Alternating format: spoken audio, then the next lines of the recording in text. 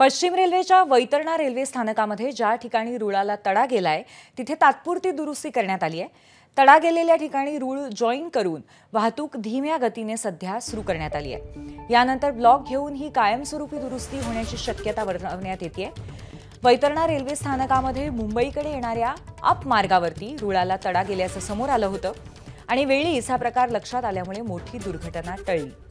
परंतु मुंबईकडे येणाऱ्या लांब पल्ल्याच्या गाड्यांवरती याचा परिणाम झालाय आणि गुजरातहून मुंबईला येणाऱ्या गाड्यांचा मोठा खोळंबा झाला होता। मात्र आता तात्पुरती दुरुस्ती केल्यामुळे हा खोळंबा दूर झालाय आणि धीम्या गतीने वाहतूक सुरू झाली आहे।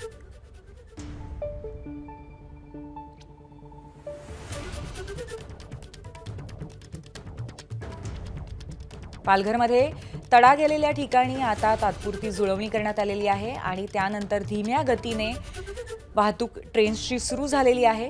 पालघरमध्ये तडा गेल्याचं उघडकीस आलेलं होतं आणि वेळीच ते लक्षात आल्यामुळे मोठा अपघात टळला होता। तडा गेलेल्या ठिकाणी आता रेल्वे रूळ तात्पुरते सोडण्यात आले आहेत। भविष्यामध्ये ब्लॉक घेऊन त्याची संपूर्ण दुरुस्ती करण्यात येईल।